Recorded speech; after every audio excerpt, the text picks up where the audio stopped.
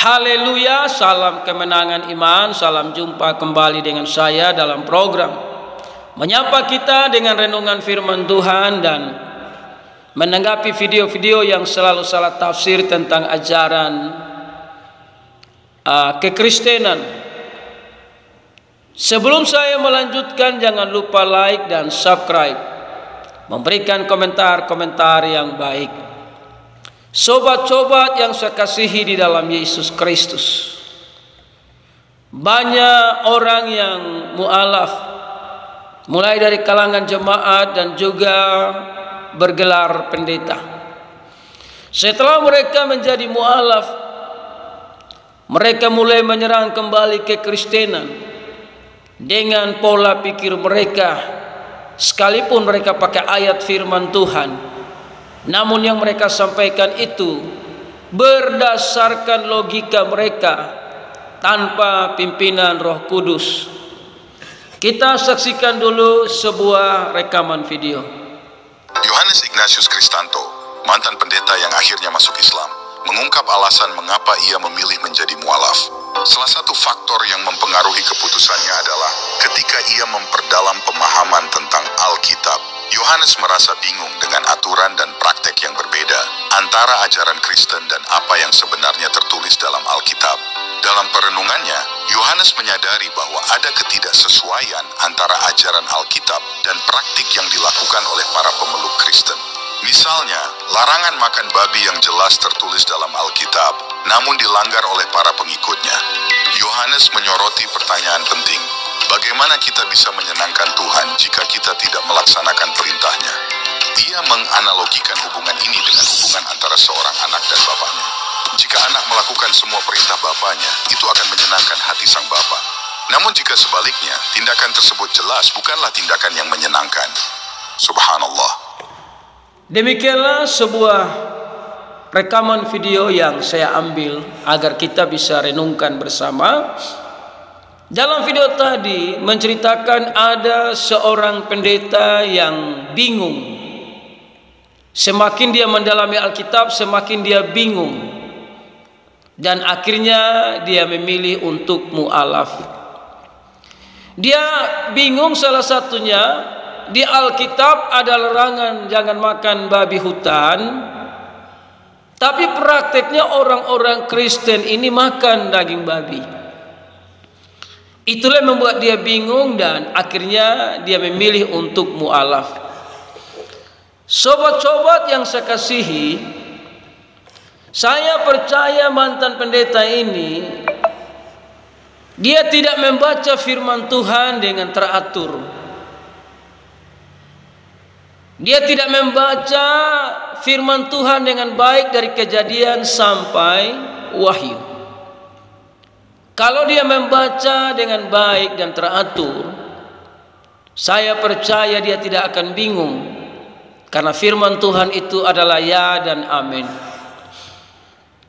Kita lihat dulu Kejadian 9, perjanjian Allah dengan Nuh setelah air bah. Lalu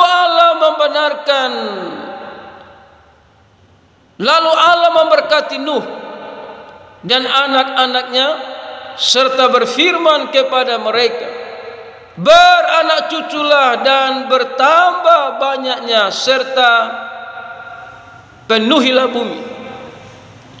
Akan takut dan akan gentar kepadamu segala binatang di bumi dan segala burung di udara, segala yang bergerak di muka bumi, dan segala ikan di laut.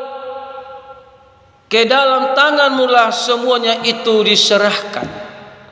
Perjanjian Allah dengan Nuh, semua hewan yang bergerak di udara, di bumi, di laut, itu diserahkan kepada Nuh dan keturunannya. Sehingga di ayat yang ketiga, segala yang bergerak, yang hidup akan menjadi makananmu. Aku telah memberikan semuanya itu kepadamu, seperti juga tumbuh-tumbuhan hijau. Jadi semua hewan yang diciptakan Tuhan yang bergerak itu diberikan kepada manusia untuk jadi makanan. Walaupun di imamat itu Tuhan mulai buat perbedaan setelah Tuhan membentuk bangsa Israel, agar bangsa Israel itu berbeda dengan bangsa-bangsa yang lain, menunjukkan bahwa Tuhannya bangsa Israel itu hidup dan perhatikan mereka dan mengatur soal makan minum mereka. Namun makan minum yang diatur ini tidak ada berurusan dengan sorga.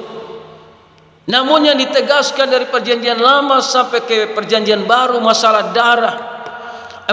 Ayat 4 dari Kejadian 9. Hanya daging yang masih ada nyawanya, yakni darahnya, janganlah kau makan, karena darah itu nyawa.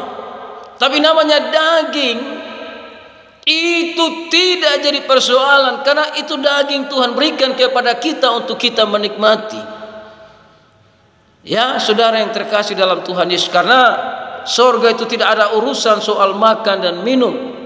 Ya, kalau kita lihat dalam saudara yang kekasih, Roma pasal yang ke-14, Roma 14 ayat yang ke-17. Sebab kerajaan Allah bukanlah soal makanan dan minuman. Jadi kalau mau masuk sorga soal urusan babi, urusan makanan-makanan yang najis, maka kita ketinggalan zaman. Karena sorga tidak ada urusan soal daging babi. Sekali lagi saya baca di ayat 17. Sebab kerajaan Allah bukanlah soal makanan dan minuman, tapi soal kebenaran, damai sejahtera, dan sukacita oleh Roh Kudus.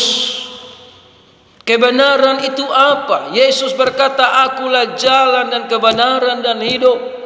Tidak ada seorang pun yang sampai kepada Bapa kalau tidak melalui Yesus.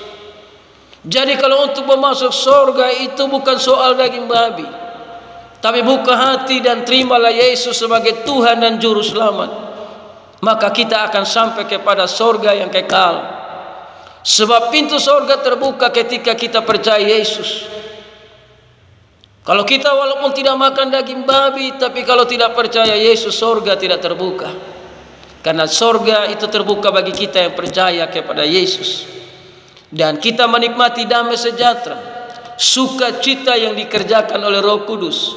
Karena kerajaan surga dipenuhi dengan sukacita, pujian dan penyembahan untuk hormat dan kemuliaan bagi nama Tuhan.